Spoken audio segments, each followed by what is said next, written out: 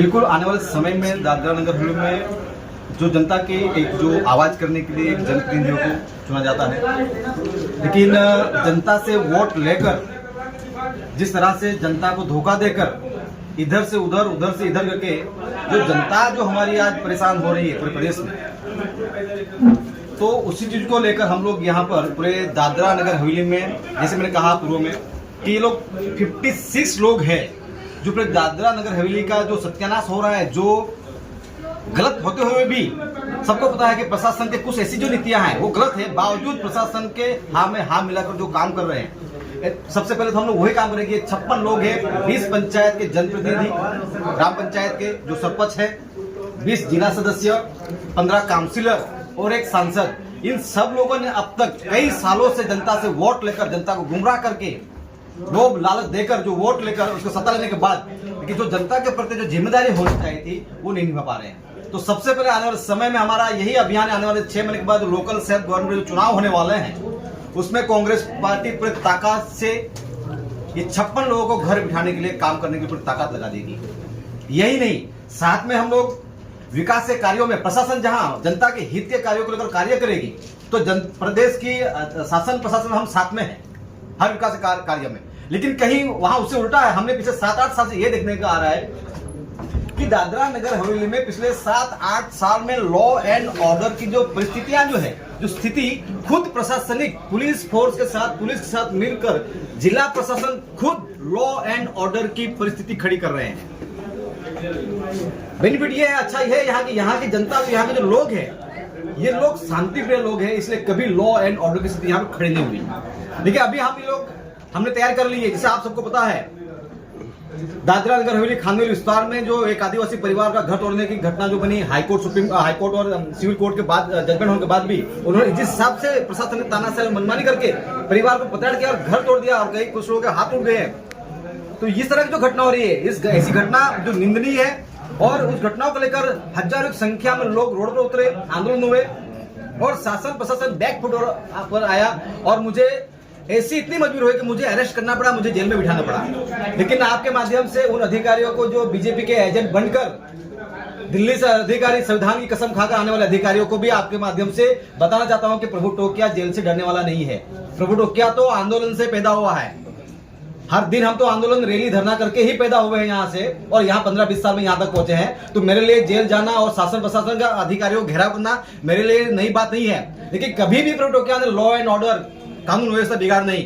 कानून और संविधान के दायरे में हमने 15-20 साल से, आप सभी साथी जानते हैं, आप लोगों ने मीडिया में कवरेज किया है, कभी भी हमने लॉ एंड ऑर्डर और कानून से बाहर जाकर कार्य नहीं किया है। तो आपके माध्यम से संदेश है, दादरा नगर अब तक जो भी हुआ है, लेकिन अभी प्योर कांग्रेस एक मजबूत के साथ, जिस हिसाब से हमारे सदन के हमारे जो नेता है, विरोध पक्ष नेता आदरणीय राहुल जी गांधी, जिस हिसाब से लोकसभा में जो आपको पता है कभी जो कानून लाए जा रहे हैं, जो राहुल जी गांधी ने कहा है, वो सब सरकार बैकफुट पर आके उस कार्य को किया जा रहा है।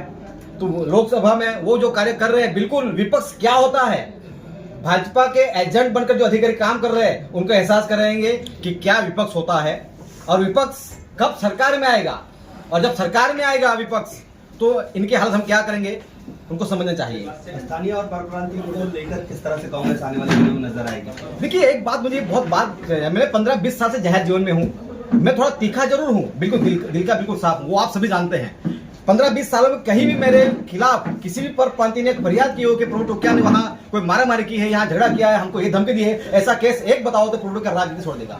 हम मानवतावादी लोग हैं, यहाँ शांतिप्रिय एरिया है, पूरे देश का एक ही ऐसा विस्तार है, यहाँ पर मिनी भारत कहा जाता है।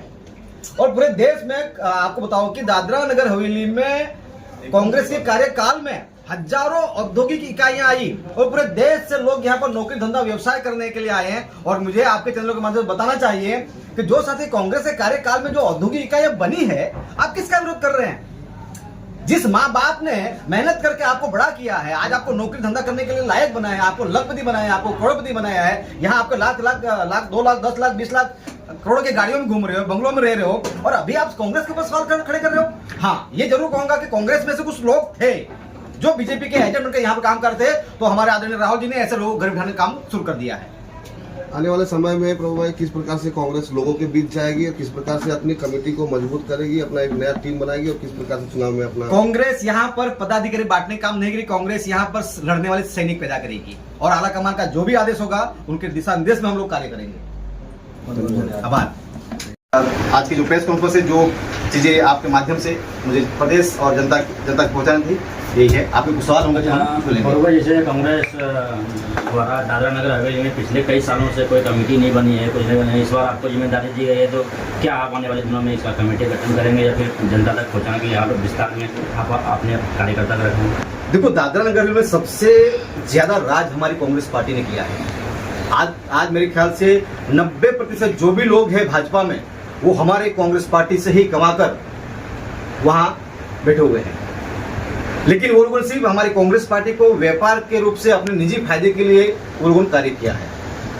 दादरा नगर हवेली में जैसे मैं आपको बताऊं कि मैं एक आम व्यक्ति, आम कार्यकर्ता, एज अ सेवा दल से मैंने कांग्रेस पार्टी की शुरुआत की थी 2007-8 से, और उस बीच में एक आम व्यक्ति, आम कार्यकर्ता और रियल कांग्रेस के विचारधारा के व्यक्ति को साथ जो होना चाहिए था यहाँ पर प्रदेश के लोगों को, वो नहीं सपोर्ट मिला था। लेकिन आज बड़े संघर्ष के बाद दादरा नगर हवेली के जो रियल कांग्रेस की विचारधारा के जो लोग हैं, उनके हाथ में कांग्रेस आई है। तो बिल्कुल हम लोग किसी को पद बांटने के बाद काम नहीं करेंगे, क्योंकि अभी जो यहाँ पे जो चल रहा है शासन प्रशासन, जो नीति नियम जो चल रहे हैं उनके, क्योंकि हम ये देख रहे हैं कि शासन प्रशासन की गलत नीतियों के सामने कौन वो लीडर टिकेगा, कौन वो पदाधिकारी टिकेगा जो आंख से आंख मिलाकर अधिकारियों के साथ बात करे।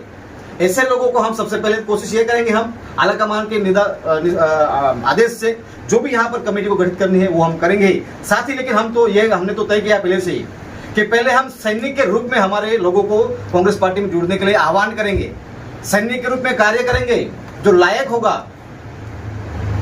उसमें काबिलियत होगी, शासन प्रशासन से सवाल करने की हिम्मत होगी, भाजपा का मुर्दाबाद करेगी और 56 लोगों के सामने लड़ने की जो बात करेगा, ऐसे लोगों को हम जिम्मेदारी सौंपेंगे। प्रभु भाई, एक चुनौती आपके सामने है होगी सबसे बड़ी बात कि अध्यक्ष बनने के बाद जो कांग्रेस की विचारधारा से लोगों को विश्वास में लाना है। पिछले कुछ सालों से लोगों में कंफ्यूज हो गया था, आपस में लोग कुछ असमंजस की स्थिति पैदा हो गई थी। लोगों में विश्वास जगाना यह कांग्रेस पार्टी आपके लिए बहुत बड़ी चुनौती होगी। तो आपकी टीम घर घर तक जाकर किस तरह से लोगों को संगठित करेगी और कांग्रेस की विचारधाराओं से जोड़ने का काम करेगी? देखिए, कोई बड़ी चुनौती नहीं है। पिछले 8-9 सालों में दादरा नगर हवेली की प्रजा, प्रत्येक वर्ग, हर एक समाज का, हर एक जाति का वर्ग, चाहे वो इंडस्ट्री साइज हो, चाहे वो कंपनी में नौकरी करने वाला हो, चाहे वो झाड़ू मारने वाला हो, चाहे वो सरकारी कर्मचारी हो, हर वर्ग प्रताड़ित है शासन प्रशासन के नीतियों की वजह से। तो हमारे लिए बहुत आसान होगा, लेकिन मैंने पहले कहा है कि आने वाले समय में हम अभी जनता को हम नहीं बुलाएंगे, जनता के बीच हम जाएंगे, समाज को आह्वान करेंगे और पार्टी के साथ में जुड़ने के लिए हम लोग पूरी टीम के साथ गांव-गांव, घर-घर हम लोग अभियान शुरू करने जा रहे हैं। तो भाई, कांग्रेस पार्टी में आप अध्यक्ष बने, ज्यादातर आपका राजनीति अग्रेसिव खासकर परंपराओं को लेकर है, उनको कैसे जोड़ेंगे अपने साथ, किस तरह से उनको लाएंगे? देखिए, पिछले मैं 15-16 साल से जाहिर जीवन में ऑलमोस्ट यहाँ सभी मेरे मित्र है। हेमंत जी होंगे, मैंने उनको बोला हमेशा, हेमंत जी को मैंने बोला कई बार ऐसा जाहिर में, कभी मैंने थोड़ा से बात की, कभी किसी को मैंने मारा कि किसी पर हाँ, मैंने जुबान थोड़ी मेरी तेज है लेकिन दिल का साफ हूँ मैं, या हमारा पूरे समाज में दादरा नगर हवेली में मैंने हमेशा एग्रेसिव में काम किया, लेकिन जहां गलत होगा वहां मैंने आवाज उठाई है। लेकिन ये भी मैंने क्या कहा है, हमने मानवता की राजनीति की है। हमने आज तक किसी भी पुलिस स्टेशन में मेरे विरुद्ध ऐसी कोई फरियाद नहीं होगी कि प्रभु टोकिया ने यहाँ पर ऐसा आदेश से उनके कार्यकर्ताओं ने कहीं भी कोई मारामारी की हो, कोई झगड़ा किया हो, ऐसा एक केस बताओ तो मैं राजनीति छोड़ दूं। हम कांग्रेस पार्टी अभी एक जिम्मेदार पद पर हूँ।